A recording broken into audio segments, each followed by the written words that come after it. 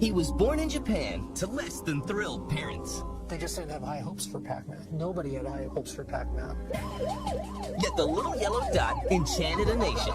For the second time in history, the Japanese mint had to start making more 100-yen pieces. And the world.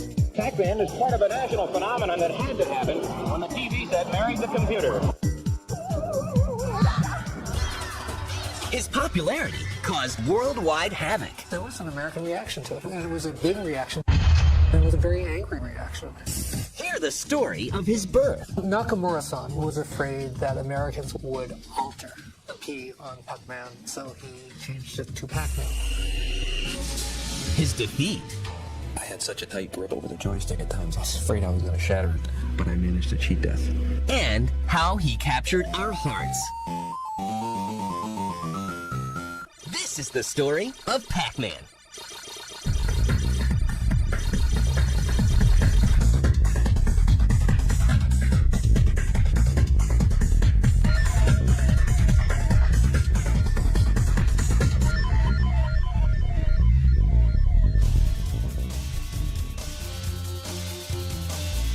Back in the early 80s, every town would have a recreation center. There'd be pinball games, pool tables, shuffleboard, air hockey, foosball, and then maybe a video game or two. And most people didn't bother to go to the recreation centers in their town until some of the more modern games started coming out. Video games have been out there since about 1972, but they really had no major impact on the public. But all that is about to change with the birth of Pong, a video game that paves the way for the golden age of arcades to officially begin.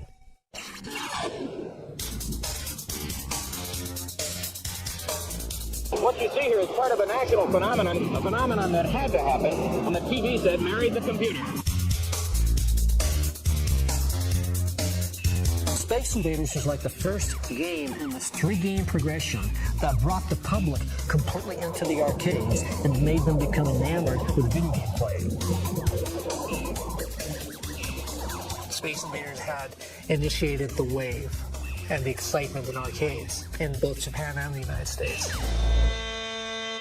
And right after Space Invaders, Asteroids came out, and Asteroids suddenly had further enhanced gameplay where people could get very high scores, and also got the competition going for people playing against each other in a bigger way than Space Invaders started for high score morals. Video games were everywhere.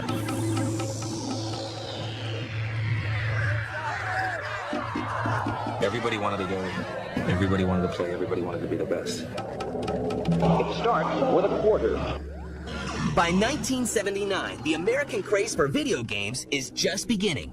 They seem to have captured America's imagination, and its pocket change as well. But on the other side of the world, a young Japanese game designer named Toru Iwatani is inventing something new. Something that will change video games forever. Iwatani-san is a very interesting fellow. He came to Namco, he wanted to make video games, arcade games, based on pinball. He wanted to make a game that would appeal to women. He wanted to make a game that would be non-violent. And he wanted to make a game using the word tabaru, which was to eat. Namco's president likes the premise. Iwatani is assigned a team of 9 designers to help bring his vision to life. Bear in mind, back then, hardware was pretty limited. You could get shapes and colors, but they couldn't be very detailed. But he started the game, and one of the first things they ran into was, what does this character look like? When I interviewed Iwatani-san, he talked about going to a pizza parlor with his designers. They were eating a piece of pizza. Somebody pulled a slice out. And he looked down at the tray and there was Pac Man staring at him. Fact or fiction? You make the call. After months of development and location testing, Pac Man is ready for market. But he takes a back seat to a more conventional game. They made Pac Man at the same time they made another game called Rally X. And Absolutely everybody at Namco loved Rally X. So then they took the games to the Tokyo Game Show, and everybody at the show loved Rally X. The main thing wasn't that people didn't like Pac Man, they just didn't have high hopes for Pac Man. Nobody had high hopes for Pac Man. Despite the low hopes, Namco still finds an American distributor. They hooked up here with Midway Games. Midway was going to import both games. They took both games to an AMA show. Everyone loved Rally X still. Pac Man was good. Rally X was the game of the show. And then they came out and, well, when's the last time you played Rally X?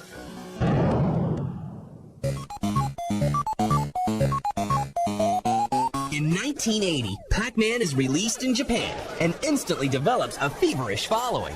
Pac Man was a hit right off the bat. It was an immediate success in Japan. For the second time in history, the Japanese mint had to start making more 100 yen pieces because so many 100 yen pieces were sitting in the bellies of Pac Man machines at that time.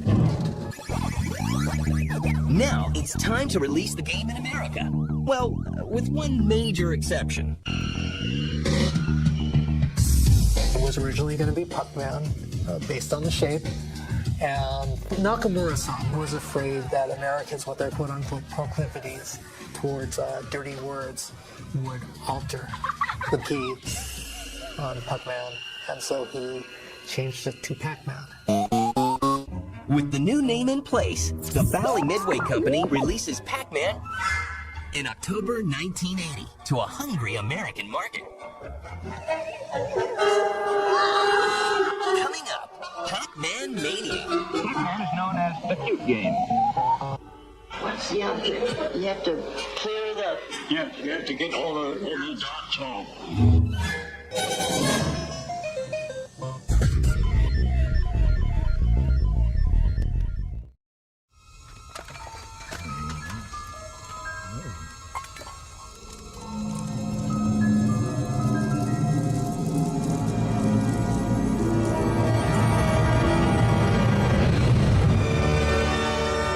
E.T.'s back, and you can see him for free.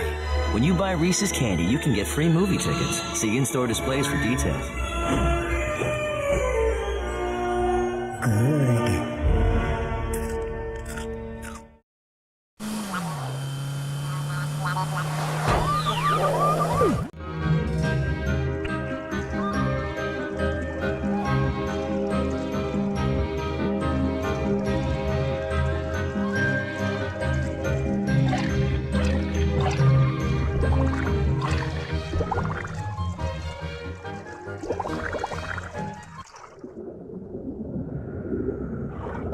There's a big land blocking our way. Looks like we'll have to go home.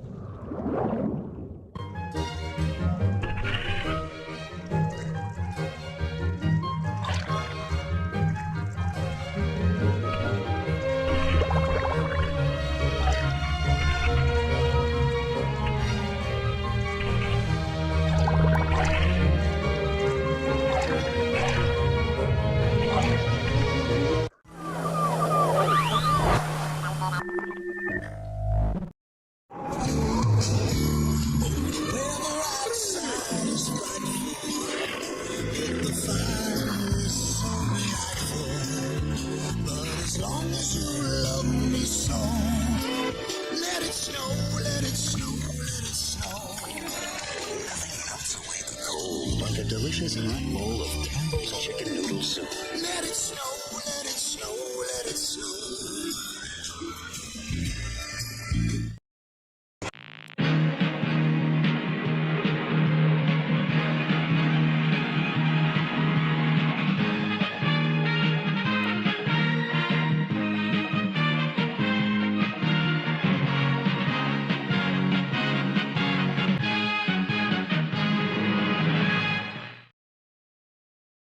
I'm having fish tonight! Remember the steps, mate!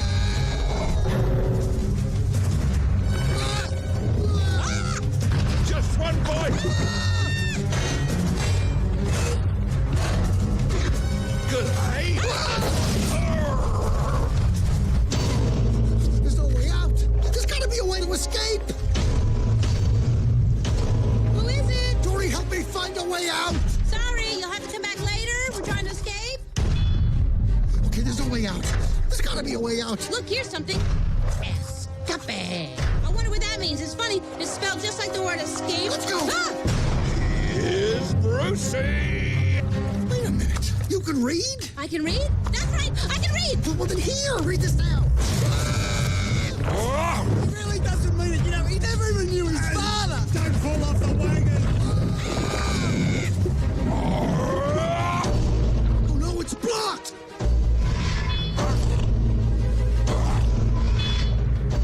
No, Bruce! Focus! Sorry about Bruce, mate. He's really a nice guy. I need to get that mask. You want that mask? Okay. No, no, no, no, no, no! Quick, grab the mask. Grab it.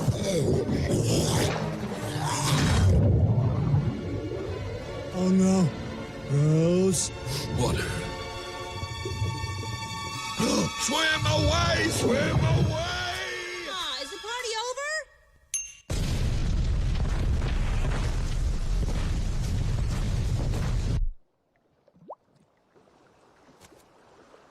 Nice.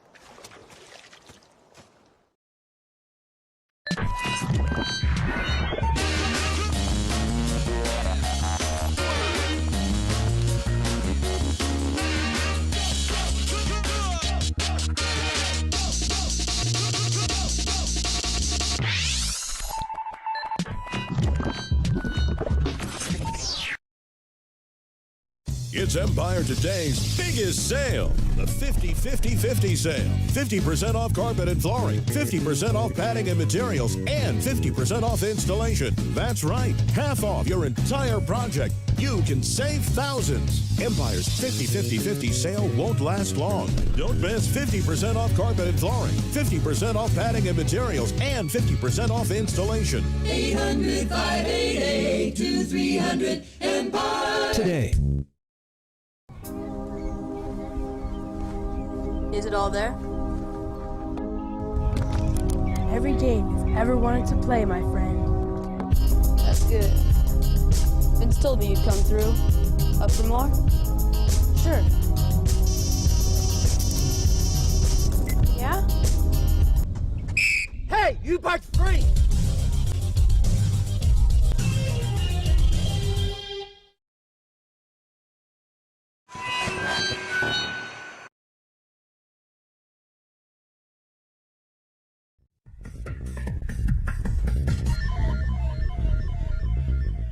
Yellow creature gobbles dots while being pursued through maze by monsters.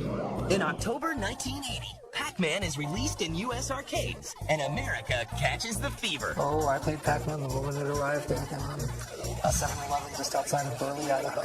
When Pac Man came out, it caused everybody to fall in love with video games.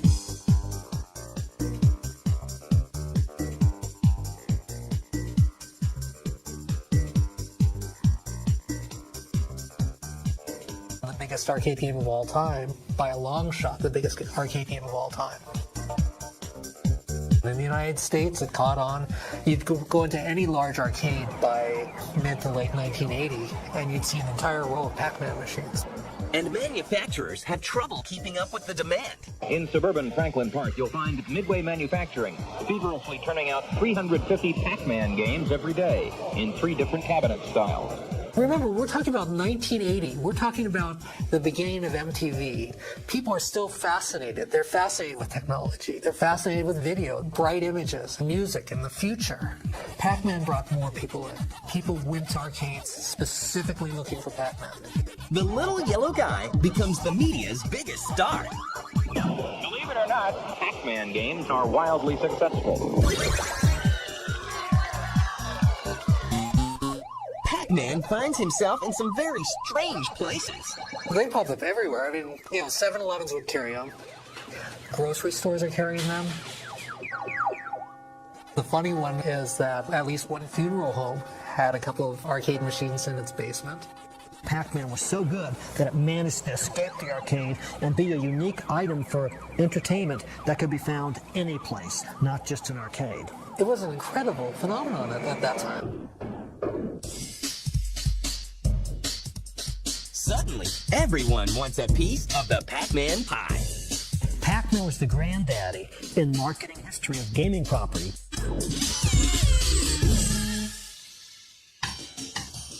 Pac-Man was the one that made it onto everybody's bed sheets, their pillowcases, their underwear. Pac-Man was everywhere. There are Pac-Man cartoons, there's a Pac-Man cereal, Pac-Man lunchboxes, Pac-Man board games. Things they wear on their wrists, things they wear around their neck, things they wear on their feet. Pac-Man trash cans, Pac-Man toilet seat. Just anything you can imagine. Pac-Man is there. Pac-Man was really the beginning of all that for the video game industry. And it's not unique anymore because everything seems to be doing that now, but they're just following the path that was trailblazed by Pac-Man 20-some years ago. Love for Pac-Man knows no boundaries. Women loved Pac-Man, and they came into the arcades to play it.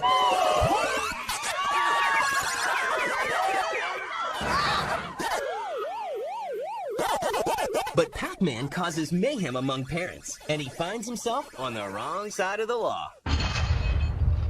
Look at the age group that was being attracted to arcades. You know, it was a new hangout. There was concern about how much time children were playing at the arcades, that they were squandering their lunch monies at arcades. We're talking about in 1981, Americans dropped 20 billion quarters into arcade machines. They spent 75,000 man-years playing arcade games in 1981. That's a lot of time that could have been used doing homework, a lot of time that could have been used in movie theaters, according to Hollywood, a lot of time that should have been used listening to music, according to the record companies. People in all kinds of industries looked at it as a very unhealthy competition.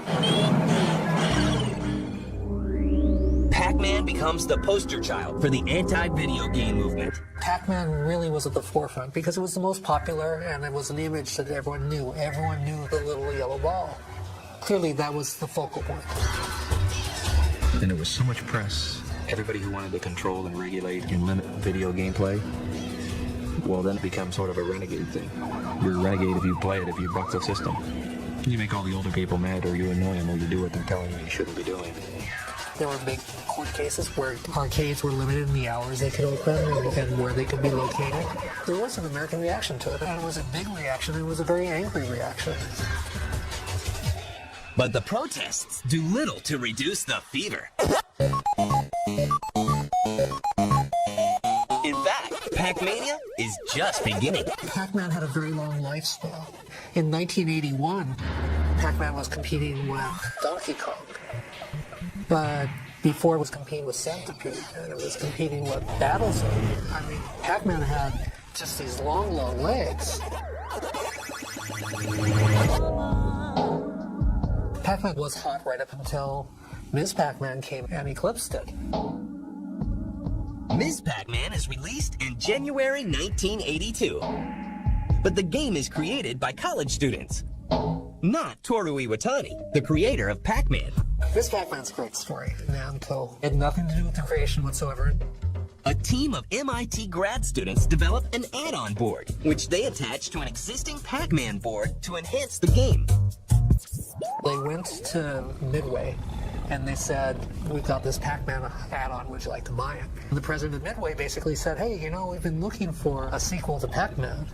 So they bought that add-on and they added it to Pac-Man. All they need now is a name. So originally they were going to call it Mrs. Pac-Man, but somebody said that Mrs. Pac-Man was offensive to women. So then they were going to call it Pac-Woman. But the problem was, in the cutscenes, she's a baby. And, you know, heaven forbid we show any Pac-Man promiscuity.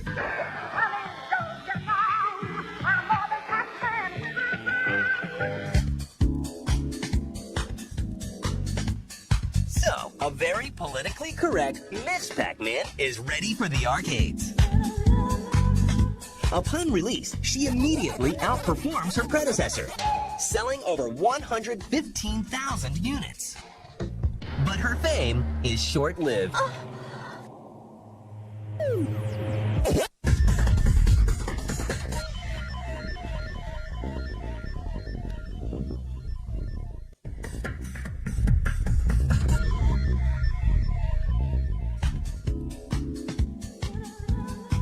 By mid-1982, the arcade craze fades as fast as it grew. Inevitably, there was a shakeout. And the number of arcades that were existing in America at that time, which numbered maybe about 20,000, which was a lot. It was an arcade in every town, essentially. Then it shook out so that there were only about 12,000 left, and then it shook out more, and there were only about 4,000 left. The Pac Man family alone isn't enough to save the ailing arcade business.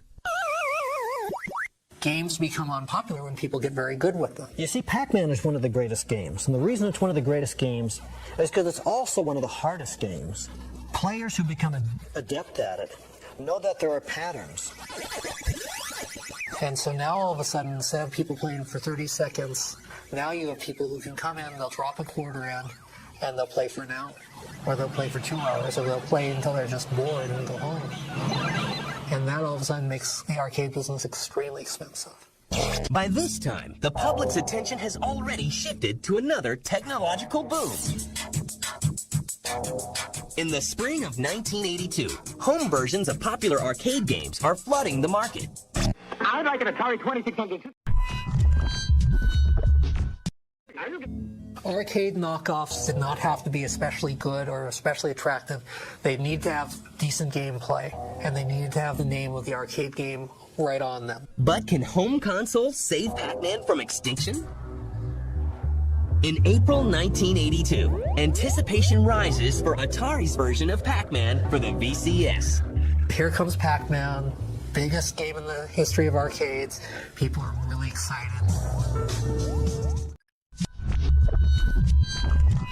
So sure that this is going to be a hit that they made more copies of Pac Man than there were active VCSs in people's homes because people would play it, and this would be a huge hit.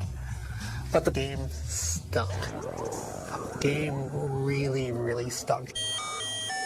There was just nothing right in it.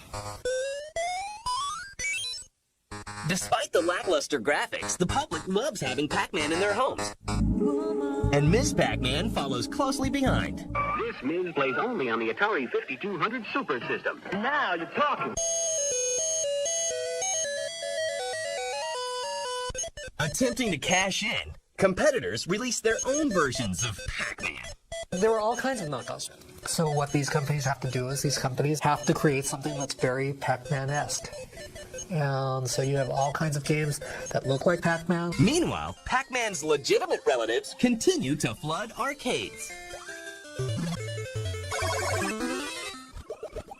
There's Junior Pac Man, Baby Pac Man, Super Pac Man. There are all kinds of Pac Mans. But all the Pac Man spin-offs in the world can't save the arcade business. By the mid-1980s, the quarters stopped flowing. The golden age of video arcades is over. Yet Pac Man still has his loyal fans. Over the past 20 years, Pac Man has been released on virtually every system.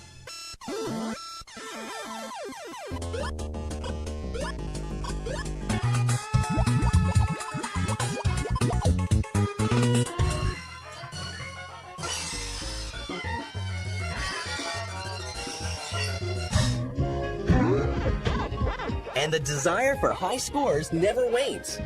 In 1999, Pac Man finally meets his match. Billy Mitchell becomes the first person to play the perfect game. I'd say, yeah, people think I'm nuts. You have to be a little nutty to be this obsessive about something. On July 3rd, 1999, Mitchell, the president of a Florida hot sauce company, walks into New Hampshire's Fun Spot Arcade and slides a quarter into the Pac Man machine.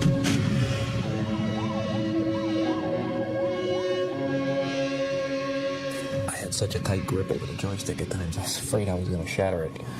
It was for sure the most difficult thing. 6 hours later, Mitchell manages to eat every dot, every ghost, and clear 256 screens. He actually beats the game. 6 hours isn't really any big deal. I could easily do 12 hours.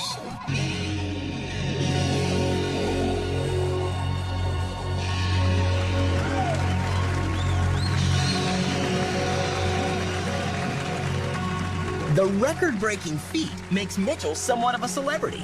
If I was looking for one to gain fame from, then I picked the right one. If I'm traveling someplace and if I'm traveling with Billy Mitchell, it's interesting to see the reaction that the public gives him. He has this unique persona, and people notice that, even when they don't know that he's Billy Mitchell, the world-famous Pac Man player. Is he too old to be playing Pac Man? Maybe. Am I too old to be doing what I do? Probably. For the young or the young at heart, Pac Man is still evolving and still a blast to play.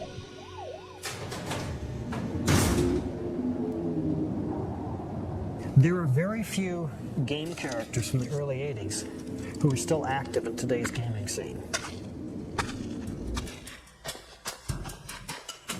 Pac Man would be probably the main one. Pac Man is engraved in that gaming psyche. Pac Man did leave an indelible mark on 20th century culture, and especially late 20th century culture. And Pac-Man continues to enchant gamers worldwide with his latest adventure. For Namco, Pac-Man is still very much alive. That's a sign that everything has gone full circle, and now the original games are being recognized and given their due once again, but in a new way.